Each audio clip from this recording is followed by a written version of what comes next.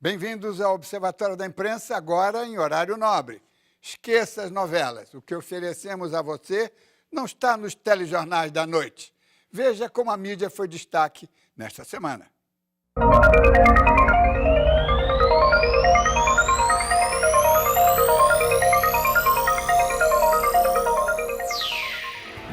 A BBC está vivendo um inédito inferno astral. Primeiro foi o circo de horrores provocado pela revelação de que a direção da empresa abafou durante 3 décadas as denúncias contra o apresentador Jimmy Savile, que se aproveitava da fama para abusar de mulheres e crianças. Agora, o diretor-geral da BBC admite que o seu respeitado programa Newsnight fez recentemente acusações falsas de pedofilia contra um político do país de Gales. Neste sábado, George Entwistle, o diretor-geral, renunciou. Evidentemente, não foi ele o culpado pela divulgação da calúnia, mas na condição de diretor-geral, não poderia deixar de responsabilizar-se por graves erros cometidos pelos subordinados. Simultaneamente, Estados Unidos e China, os países mais poderosos do globo, estão trocando e retocando seus comandos. A eleição americana foi uma festa da qual participaram cerca de 120 milhões de cidadãos convocados por uma imprensa livre, ativa e independente. A festa chinesa foi solene, mas dela só participaram os 2.000 delegados ao 18º Congresso do Partido Comunista Chinês. A democracia fez a diferença. A redação do El País, o importante diário espanhol, entrou em greve durante 3 dias como protesto contra os cortes e demissões que a empresa foi obrigada a adotar por causa da crise econômica que abala a Europa. Apesar da adesão de 80% dos jornalistas, o jornal rodava e chegava às mãos dos seus leitores com menos páginas e suplementos locais, porém, com o mesmo padrão de qualidade. O curioso é que o jornal noticiou a greve todos os dias e, neste domingo, ofereceu aos leitores uma explicação cabal sobre a crise.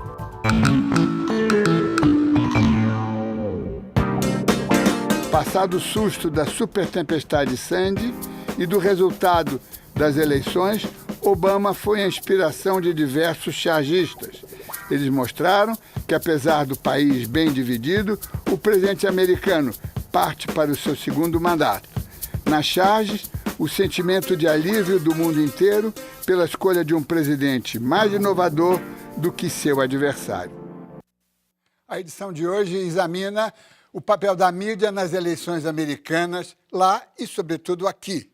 Temos 3 convidados: o jornalista e professor Carlos Eduardo Lins da Silva, o cientista político Fernando Lachmann-Veltman e o diplomata e consultor em assuntos internacionais Roberto Abdennour. Você já pode fazer a sua pergunta pelo telefone no número que aparece aí na tela, por e-mail ou através do nosso chat no site da TV Brasil. A mídia internacional acompanhou com enorme interesse o desenrolar da campanha eleitoral americana e, se o mundo tivesse votado na última terça-feira, Barack Obama seria escolhido por uma esmagadora maioria.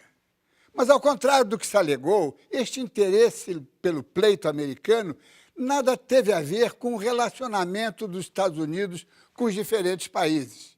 A disputa Obama-Romney reproduziu-se nos 4 cantos do mundo e, por isso, as mídias locais, de certa forma, reproduziram o que se passou com a mídia americana. No Brasil, não temos um Tea Party histérico, reacionaríssimo, quase fascista, mas temos na mídia adeptos extremados da plataforma ideológica do Tea Party americano.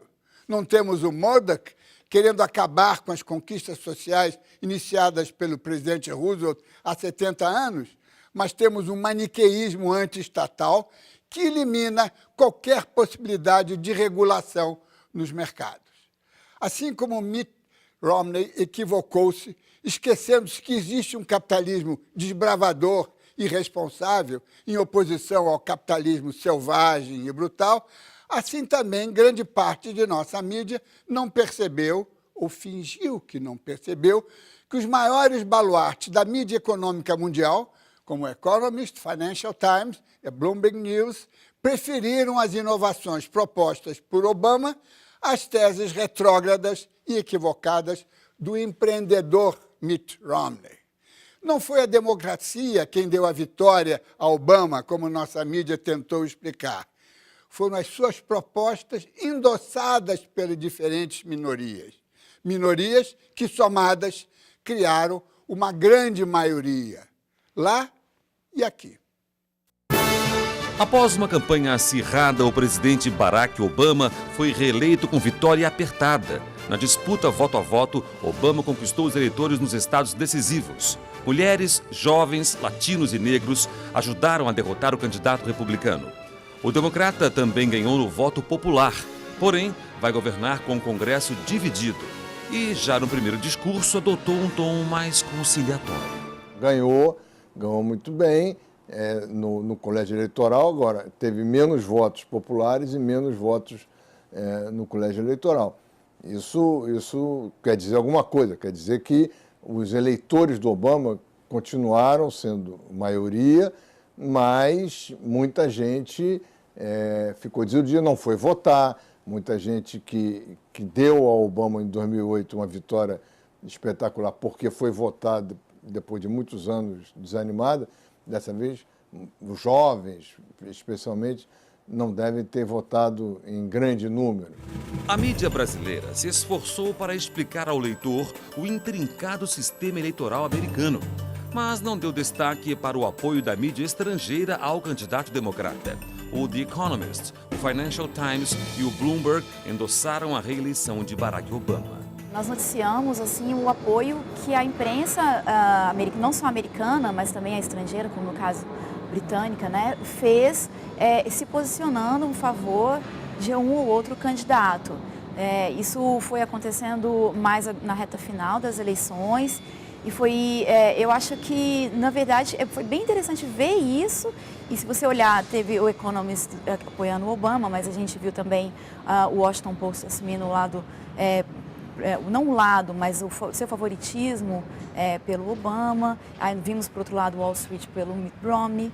Então, acho que isso é interessante para a gente ver como é que foi esse posicionamento e depois acompanhar a cobertura. Poderia ser divulgado o apoio dessas publicações, The Economist, do Financial Times, ao Obama. Me parece um apoio meio óbvio. Acho que toda a imprensa europeia apoiou Obama. Praticamente o planeta Terra inteiro apoiou Obama. Não acho que era relevante nessa eleição. Foi mais relevante em outras eleições, quando havia uma divisão maior. Então, nesse caso, é interessante saber quem está apoiando quem. Nessa eleição, eu acho que a mídia global inteira tinha mais simpatia pelo Obama. Alguns explicitaram isso, outros não. Não acho que era fundamental ter noticiado esse tipo de apoio. O desafio da imprensa brasileira é refletir sobre os interesses brasileiros naquele fenômeno, naquela eleição. A mídia refletiu uma certa desilusão com o presidente Obama, que foi uma desilusão de todo o seu eleitorado. A promessa de fechar Guantánamo, por exemplo, era uma promessa que, se realizada, tinha um poder simbólico muito grande, né? E ele não conseguiu. Carlos Eduardo Lins da Silva, em primeiro lugar, um grande prazer em tê-lo aqui ao vivo. Temos o privilégio de ter a sua participação nas nossas matérias, em pequenas reportagens, mas agora, felizmente, com o novo horário, temos o prazer de tê-lo aqui no programa inteiro e ao vivo. Na sua condição especial, porque você viveu nos Estados Unidos, você criou participou de vários projetos jornalísticos importantes, inclusive do Valor, né? E professor nos Estados Unidos também. Quer dizer, você tem condições de fazer uma avaliação, eu acho, da participação da mídia brasileira e reproduzindo o que aconteceu nos Estados Unidos. A mim me chama a atenção, e eu por isso que citei no editorial, talvez eu esteja exagerando, é possível, mas que a mídia brasileira passou batido completamente, com exceção do Globo e do Correio Brasileiro, com relação ao apoio do Economist, que deu matéria de capa fazendo uma opção pelo Obama, o socialista, olha, uma revista conservadora fazendo essa opção pelo Obama socialista. 2 dias depois foi o Financial Times, que é da mesma empresa, também fazendo uma categórica, inequívoca opção, né? O Bloomberg também, em suma. E a imprensa brasileira, de certa forma, diminuiu, minimizou esse fato. E eu acho ao contrário. Um homem que foi acusado de ser socialista, apoiado por essas grandes vozes do capitalismo mundial, tem aí alguma coisa. Como é que você vê isso? Boa noite, Diniz. Muito obrigado. E o privilégio é todo meu e não do programa. Eu acho que, de fato, é uma coisa importante o que você está realçando. O Obama acusado de ser socialista, sendo apoiado por grandes veículos que são porta-vozes do capitalismo. Mas, na verdade, você, eu e todos sabemos que o Obama não é socialista coisa nenhuma, nunca foi. O Obama é um bom representante do chamado liberalismo americano, que não tem nada de socialista. E, na verdade, qualquer capitalista razoável e inteligente sabe que o Obama salvou o capitalismo de uma hecatombe que poderia ter sido histórica, mais ainda do que foi, por causa das políticas completamente equivocadas do seu antecessor. O que eu acho que a mídia brasileira deveria, concordo com você, ter realçado essa aparente contradição de órgãos como Economist, Financial Times e Bloomberg terem apoiado o Obama no seu pleito pela reeleição. No entanto, o que eu acho mais importante em termos de falha na cobertura brasileira da eleição foi que durante muito tempo a maioria dos jornais se prendeu ao dogma de que presidente em país com desemprego e não crescendo muito não se reelege, principalmente nos Estados Unidos. Eles se aferraram àquele célebre refrão que o James Carville, assessor do presidente Clinton, lançou na eleição de 1992, é a economia estúpido. Nem sempre é a economia e muitas vezes o raciocínio econômico, inclusive da população, é mais sofisticado do que de alguns analistas. Acho que a maioria dos americanos percebeu, como em 1936 e 1940, no governo Roosevelt, que o Obama tinha, na verdade, salvado a economia do país e se não fez mais é porque era impossível. E preferiu continuar acreditando nas políticas do Obama do que retornar às políticas do George W. Bush, que foram as que causaram os problemas em primeiro lugar. Embaixador Roberto Abdenur, o senhor teve uma grande vivência internacional, óbvio, mas também uma vivência americana, não é? O senhor foi representante do Brasil junto a vários organismos internacionais. Eu queria a sua observação sobre um fato. É que a mídia brasileira, durante a campanha, dizia não, as relações bilaterais de Brasil e Estados Unidos não vão mudar, como ganha o Obama ou ganha o Mitt Romney. Mas não era isso que estava em discussão aqui no Brasil.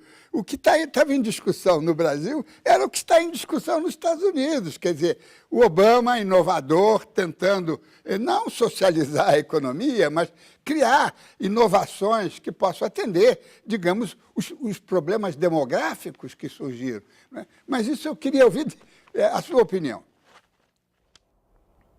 Olha, Diniz, boa noite. Eu acho que a imprensa brasileira fez bem, em parte da sua cobertura, em abordar a questão do futuro das relações Brasil-Estados Unidos à luz dos resultados da eleição.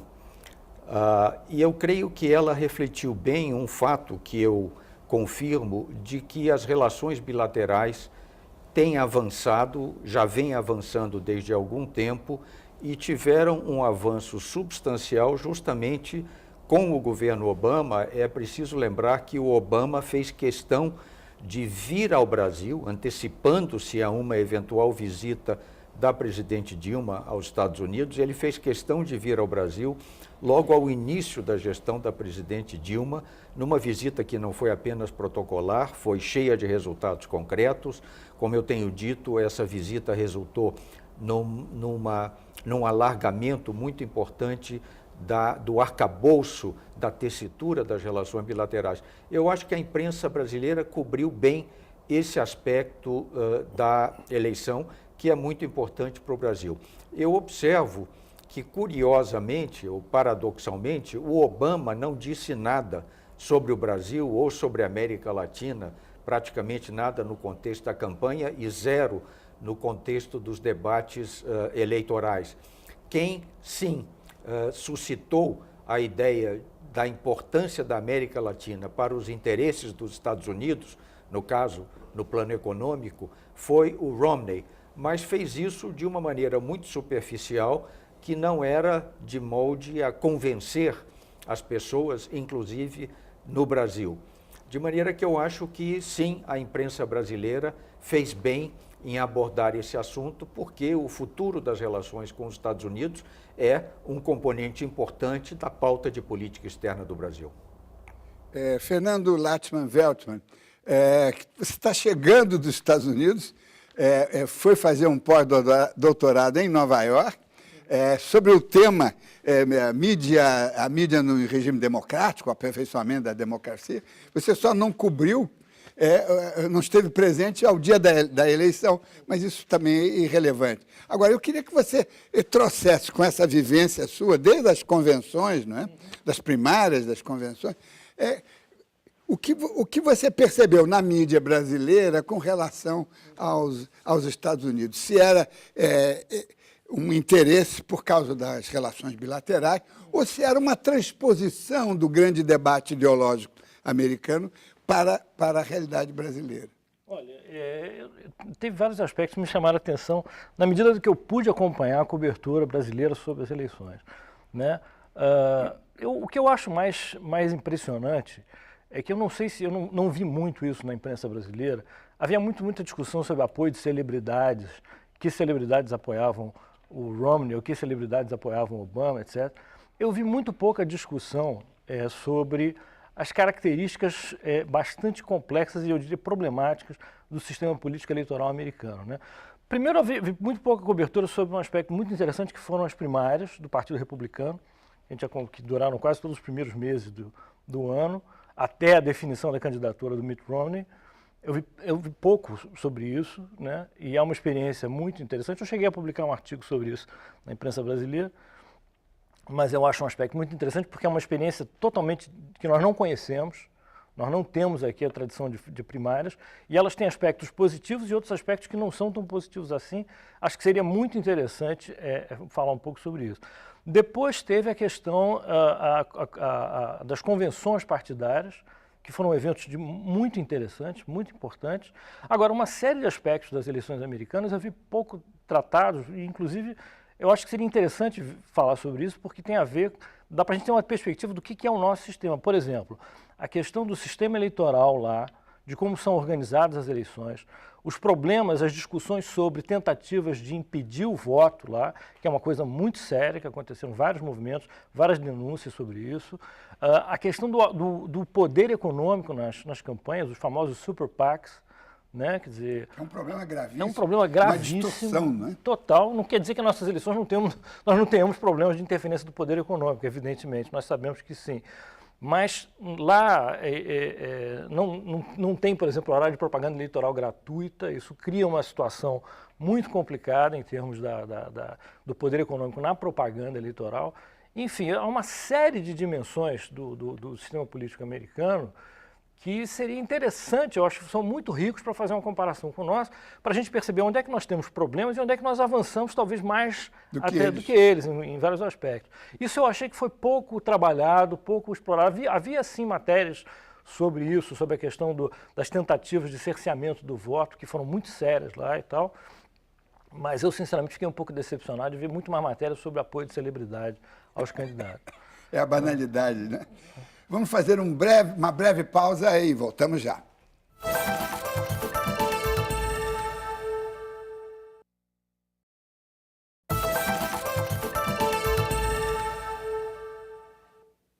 O Observatório da Imprensa está de volta e começamos com a participação da correspondente Lúcia Guimarães, de Nova York.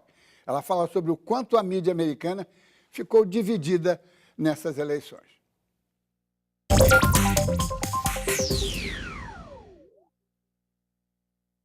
Nenhum presidente da história recente americana foi tão escorraçado pela mídia de direita como Barack Obama, nem Bill Clinton. O que aconteceu com a reeleição de Barack Obama, apesar do aperto do voto popular, é que está havendo um exame de consciência nos Estados Unidos sobre esse tipo de mídia que é extremista, zelosa e que tem personagens como, por exemplo, Rush Limbaugh, Sarah Palin, todos na folha de pagamento de Rupert Murdoch, e que tem dominado a mídia conservadora nos Estados Unidos desde o governo Bush. Karl Rove, ex-assessor político da Casa Branca na era Bush, gastou mais de 300 milhões de dólares de doadores para derrotar Barack Obama e os democratas e não teve retorno do investimento nem na eleição presidencial, nem no Senado, nem na Câmara de Representantes. Agora, escaldados pela derrota, republicanos mais moderados estão questionando a vantagem de se aliar a este tipo de mídia, porque, a longo prazo, ela não ajuda a causa conservadora. É uma mídia que trata a economia, as questões sociais, as questões políticas como entretenimento, que investe na raiva, na cólera, o que dá mais audiência e mais cliques online. Um resultado desta eleição é que nós devemos assistir à emergência de vozes mais moderadas na mídia conservadora americana. Carlos Eduardo, com a sua experiência também e sua vivência dos Estados Unidos, essa polarização da mídia, de certa forma, ela é atenuada, porque os jornais e revistas e programas de televisão, eles assumem uma posição, eles fazem um endorsement, né, um endosso, não é? Que tem uma certa solenidade. Isso não é melhor do que o sistema brasileiro, que é meio subreptício, a gente não soube aqui no Brasil quem apoiava quem. Inclusive o Economist, que nós estávamos falando antes, ele toma posições em eleições fora da Inglaterra, né? Porque ele circula na Inglaterra, apoiou o Obama, foi contra o Berlusconi na Itália, em suma, são posições assumidas, claras, e isso dá a eles a possibilidade depois de fazerem coberturas positivas ou negativas. Agora, essa prática, essa tradição de assumir uma posição e de tentar uma equidistância, isso tem faltado aqui ao Brasil. Como é que você vê isso? Eu acho que são duas coisas diferentes. Quer dizer, o fenômeno que a Lúcia relatou é um fenômeno relativamente novo nos Estados Unidos. E o fenômeno que você agora acabou de enfatizar é uma coisa tradicional na cultura jornalística americana. O que você está dizendo é que, tradicionalmente, os jornais e revistas americanos tomam posição em editorial sobre que candidato os seus leitores devem apoiar.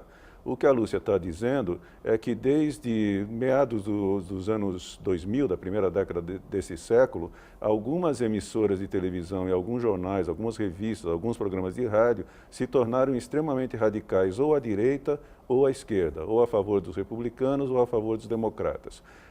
Eu acho que é saudável você ter uma posição clara em editorial de um veículo e eu acho que é muito pouco saudável você ter uma cobertura totalmente enviesada e, às vezes, apaixonada, como se tem no caso, por exemplo, emblemáticos da Fox News versus MSNBC.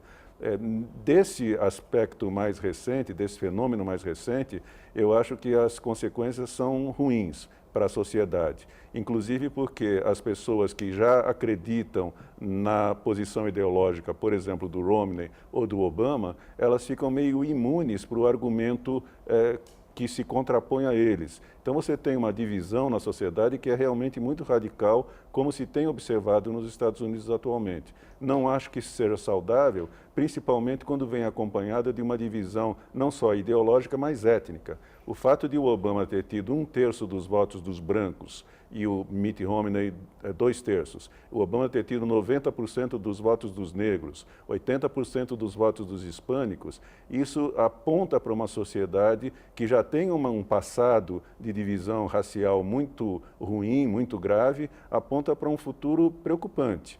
Eu não acho que seja já decretado que os Estados Unidos vão ser novamente um país dividido por raça ou etnia, mas essa divisão que se viu no eleitorado americano com tanta força nessa eleição é preocupante para o futuro do país, e essas posições muito arraigadas dos meios de comunicação para um lado ou para o outro não ajudam. Senhor embaixador Roberto Abdennour, o senhor não é da mídia, mas está na mídia, né? O que lhe dá uma enorme vantagem para examinar o tema do nosso programa. Eu queria justamente que a sua opinião, quer dizer, como é que uma pessoa que não é da mídia e que não conhece os bastidores, os processos e as tecnicalidades, vê, se beneficia ou até se prejudica com esse confronto exacerbado midiático? Como disse o Carlos Eduardo, a situação de radicalização e de polarização política que existe hoje na sociedade americana é muito grande. E isso leva a uma impermeabilidade de um lado aos argumentos do outro lado. O país está rachado ideologicamente, como disse o Carlos Eduardo com razão, está rachado etnicamente. Eu observo adicionalmente que os Estados Unidos passam por uma transição demográfica muito importante. Existe uma expressão curiosa, de difícil tradução, nos Estados Unidos: os baby boomers são as pessoas, houve uma grande onda de nascimentos depois da Segunda Guerra Mundial. Essa geração que comandou a vida nos Estados Unidos até pouco tempo atrás está entrando em idade avançada, aposentada, dando lugar a uma juventude que aspira a uns Estados Unidos mais progressistas, um pouco menos injustos, que eles chamam de os millennials, né? Quer dizer, as pessoas que estão nascendo agora ou que nasceram adiantado o século passado e agora estão se transformando em adultos. Esses votaram, em grande maioria, pelo Obama. Voltando ao ponto principal, eu acho que a polarização não é tanto o resultado da mídia, embora, inegavelmente, a mídia de um lado e de outro tenha um papel em aprofundar essa radicalização, essa polarização. Eu tenho em mente aí, mais do que a MSBN, do que a emissora, digamos, liberal, o papel muito forte de um radialista como esse Rush Limbaugh, que a Lúcia mencionou, em radicalizar as posturas conservadoras. Eu acho que é muito importante termos em mente todas essas clivagens na sociedade americana para melhor compreendermos o que está acontecendo. E aí, sobre isso, eu observo, talvez tardiamente, porque eu não sou jornalista, não estou nos bastidores, como você disse, Diniz, da cobertura de imprensa, mas eu observo que talvez um aspecto que tenha passado pouco percebido na imprensa brasileira tenha sido esse das profundas divisões ideológicas, generacionais e étnicas na sociedade americana. Fernando Lachmann-Veltman, eu queria pegar justamente a deixa do embaixador e do Carlos Eduardo. Primeiro, o confronto que se travou nas TVs a cabo, não é? Quer dizer, a Fox News babando sangue, né? Histérica, né? Religiosa, inclusive, né? E a NBC... MSNBC. Eu chamo de NBC porque ela é herdeira da outra. Da NBC. Né? Mais liberal, encarnando o espírito Clinton, inclusive. Como é que você vê isso? Olha, eu acho que o Carlos Eduardo tem toda a razão. Eu concordo inteiramente com ele. Uma coisa é esse fenômeno que você também apontou dos jornais que sempre assumem uma determinada posição, e de fato isso não é problemático. Existe um certo prurido na nossa imprensa, porque uma coisa é você no editorial ou no artigo de opinião, o jornal claramente assumiu uma posição, isso não tem nenhum problema. O problema está na hora da cobertura jornalística, não, é essa que não pode ser enviesada, a manchete não pode dizer uma coisa diferente do texto da matéria, aí é que a coisa pega. A capa de contradizer o conteúdo da matéria, aí é que eu acho que é... Mas o jornal assumiu uma posição franca e lá não vejo problema nenhum. Isso é uma tradição boa, eu acho, do jornalismo americano, do grande jornalismo americano. Agora, de fato, esse desenvolvimento que está acontecendo na TV a cabo, obviamente isso tem a ver também com o perfil da TV a cabo, o fato de que ela é uma mídia fragmentada, né, e que tem uma lógica de falar para o mesmo público, né, cativo, etc. e tal. Ou seja, isso acaba gerando um processo de radicalização que não é positivo. Inclusive, você tem pesquisas muito interessantes, tem uma pesquisa muito interessante do professor Maurice Fiorina, né, um cientista político muito importante nos Estados Unidos, e ele procura mostrar como esse clima de polarização, de radicalização que está acontecendo é uma coisa que tem uma certa artificialidade. Não só ela tem um lado que é produzido pelo sistema político americano e pelo comportamento dos partidos, principalmente do Partido Republicano, ou de determinados quadros. Inclusive o Partido Republicano passou por um processo impressionante quase que de fechamento de espaço aos moderados dentro do Partido Republicano. O Mitt Romney seria um moderado. O Mitt Romney, por acaso, conseguiu ser, mas nas eleições locais, nas eleições para o Congresso, para a Casa de Representantes e para o Senado, houveram casos em que quadros tradicionais do Partido Republicano, moderados, foram perseguidos pelo Tea Party, né, no sentido de dar a nomeação do partido a candidatos mais radicais, etc. Agora, tem pesquisas que mostram que, na verdade, muito dessa radicalização acontece nos partidos, em Washington, acontece na mídia, mas ele não se refere, de fato, a uma polarização do eleitorado americano, ou seja, há uma exacerbação desse processo. O eleitorado americano não é tão polarizado assim, pelo menos em determinados temas, seja temas ligados à cultura, à religião, etc., ou ao conservadorismo social, ou até mesmo do ponto de vista econômico. Então, é uma coisa muito preocupante, ou seja, quando você tem as instituições, como os partidos, e uma instituição como a mídia, jogando água no moinho da radicalização, da polarização, que não necessariamente é alguma coisa... Se reflete. Exato. Quer dizer, provavelmente a grande maioria do eleitorado americano ele não é radical em nenhum aspecto. Com a maioria do eleitorado, em nenhum lugar ele é polarizado. Ele geralmente, inclusive, tem pouco interesse por política, está muito mais interessado no seu bem-estar, no dia a dia, se vai ter emprego, se o nível de renda vai subir, se o preço das coisas vai se manter num determinado patamar. Ou seja, eu acho que é uma experiência muito importante para você perceber quando, às vezes, você radicaliza artificialmente, polariza artificialmente uma sociedade. Carlos Eduardo, nesse confronto ideológico, cultural, você nota com as suas... Você esteve também, muito recentemente, 2 semanas atrás, nos Estados Unidos, você nota uma polarização religiosa, alguma coisa, uma volta daquele velho puritanismo que deu num calvinismo, refletido na mídia, claro? Não muito, Denis. Inclusive na sociedade americana, não muito. Eu acho que nos últimos 8 anos essa situação melhorou do ponto de vista da tolerância. Não vejo hoje tanta radicalização teológica, digamos assim, como eu via em 2004, 2003.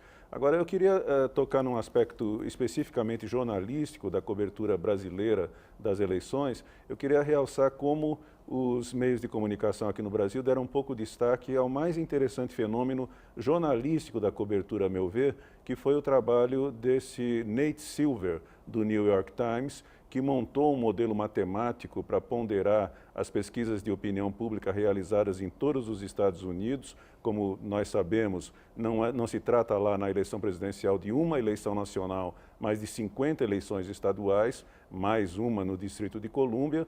E as pesquisas de intenção de voto, elas se realizam em todos os estados por dezenas, talvez centenas de institutos de pesquisa de opinião. A mídia brasileira sempre se centra na pesquisa nacional de intenção de voto feita pelos grandes institutos como o Gallup.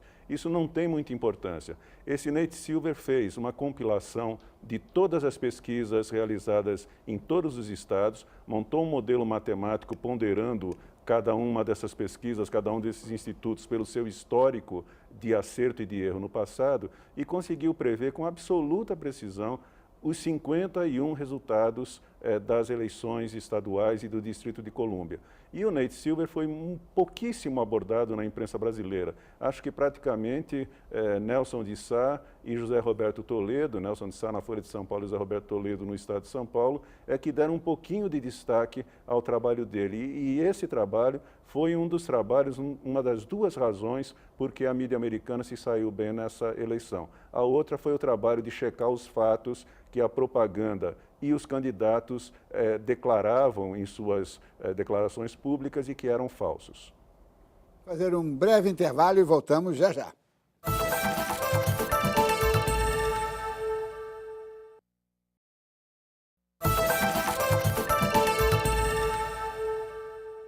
Voltamos com o último bloco do Observatório da Imprensa, que debate o papel da mídia na cobertura da reeleição de Barack Obama para a presidência dos Estados Unidos. Eu queria também fazer um comentário não só sobre o Nate Silver, do New York Times, mas o pessoal que trabalhou ao vivo na cobertura da CNN foi extraordinário. Eu, infelizmente, fiquei a madrugada toda ali acompanhando e eles não deram o nome, mas havia um analista que acompanhou a apuração, ele tinha na cabeça cada condado. Então, à medida que as votações iam se desdobrando em cada estado, ele sabia, não, mas o condado que está faltando, esse votou na eleição passada desse jeito e pode ter virado. Em suma, realmente um trabalho, um dever de casa feito, que realmente a mídia brasileira precisava pegar este programa da CNN, revê-lo, não é? Para tentar fazer uma adaptação para o nosso trabalho. Mas temos aqui a participação dos nossos telespectadores, um deles a Cristina Borges, de Belo Horizonte. Ela pergunta ao embaixador Abdenur, será que a mídia americana vai ficar mais moderada ou vai radicalizar ainda mais para tentar levar os republicanos ao poder? Olha, a Lúcia Guimarães justamente terminou os comentários dela com a expectativa de que a imprensa americana conservadora seja mais moderada. Eu concordo em parte com isso, eu apenas observo que, a meu ver, o comportamento da imprensa conservadora americana vai depender muito agora do que aconteça no plano político. E eu creio que uma seguida radicalização, uma continuada radicalização, claramente não ajuda os republicanos. Como se diz hoje nos Estados Unidos, há dentro do Partido Republicano uma guerra civil, entre aspas, entre aqueles que querem continuar no caminho da polarização e aqueles que começam a repensar o futuro do partido e percebem, não sem razão, que o futuro exigirá maior moderação e aproximação com as minorias que hoje determinaram o resultado das eleições. De maneira que eu acho que, a depender muito do que aconteça nas próximas semanas e nos próximos meses, sobretudo em torno da questão econômica, da questão do déficit fiscal, de como evitar o chamado precipício fiscal, que deflagraria uma crise econômica muito grande, eu acho que, na medida em que o Obama e os poucos ou relativamente poucos políticos republicanos ainda capazes de serem moderados, ainda infensos à influência perniciosa do Tea Party e dos mais radicais, eu acho que, na medida em que os esforços de chegar a soluções para problemas candentes, prementes e urgentes tenham êxito, haverá uma tendência à maior moderação do lado republicano conservador. Mas eu quero observar também que é importante que os democratas do lado esquerdo, que é a ala mais esquerdista, para usar uma palavra mais brasileira, do lado democrata, também se mova em direção ao centro e não faça pressão indevida sobre o Obama nessa etapa muito delicada de negociações que vão definir, eu não digo o futuro eterno dos Estados Unidos, mas o que acontecerá com a nação nos próximos anos. Fernando Latman Veldman, tem aqui uma outra telespectadora, e elas estão muito presentes no programa de hoje, a Patrícia Lemos, do Recife, pergunta qual foi o papel das mídias sociais nesta eleição.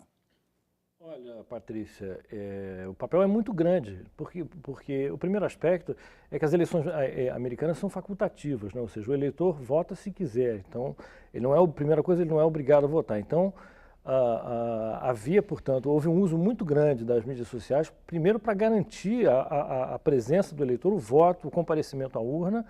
Há uma importância muito grande também para, como a eleição é organizada de maneira completamente diferente em cada estado, também era muito importante do ponto de vista dos partidos acompanhar o processo, ver como é que estava sendo e garantir as condições para o seu eleitor votar. Agora, além disso, obviamente, é muito importante no sentido de você abrir o debate sobre determinados temas, de acompanhar, de fazer um follow-up, digamos assim, dos debates na televisão, etc. Ou seja, o papel da mídia social foi muito importante nas eleições, sem a menor dúvida, né? Já havia sido em 2008. Mobilizador, né? Um papel mobilizador, um papel de chamar atenção para determinados aspectos ou demandas que o eleitorado tem, é um papel muito importante. E eu acho que eles também tendem a crescer muito nas nossas eleições. Agora, os republicanos aprenderam isso porque quem começou a usar foi o Obama em 2008. Olha, eu acredito que sim, eu acredito que eles começaram, tem que ter aprendido a utilizar esse sistema, porque não tem como ficar ali a isso, né? O problema todo com relação aos republicanos não era um problema provavelmente de ter acesso às redes, era um problema de ter uma estratégia que pudesse ser ao mesmo tempo coesa em termos de partido, que já é difícil, porque são conservadorismos e radicalismos de várias matrizes que não necessariamente batem junto, né? Mas também alguma coisa que tivesse um impacto do ponto de vista eleitoral, porque o Carlos Eduardo mencionou a questão econômica, se dizia lá que essa era uma eleição em que quem é que ia ganhar, se a economia ou se a demografia iria ganhar, né? Eu acho que não é tão radical assim, porque eu acho que também o argumento... A economia tem a ver com demografia. Não, tem a ver com a demografia. Eu acho que, na verdade, o argumento econômico dos democratas, apesar do desempenho do governo Obama ter ficado aquém das expectativas, ainda foi mais forte, eu acho, e mais condizente, ou mais convincente para o eleitor médio do que o argumento republicano. Mas eu acho que o papel das mídias sociais é muito importante no processo eleitoral como esse, em que você tem que mobilizar o eleitorado e você tem que acompanhar e ver se esse eleitorado está tendo possibilidade de votar com segurança e com tranquilidade. Carlos Eduardo, você citou o jornalista estatístico, matemático do New York Times. O pessoal da CNN trabalhou muito bem, porque trabalhou ao vivo, não é? Com situações realmente novas, né? Como é que você vê? O jornalista brasileiro, ele trabalha também, faz algumas projeções durante as apurações, mas é um trabalho muito limitado, muito burocrático, não é? Nós tivemos eleições muito recentes, municipais em todo o Brasil, em que o dever de casa foi muito pequeno, né? Como é que você vê isso? Eu estou exagerando?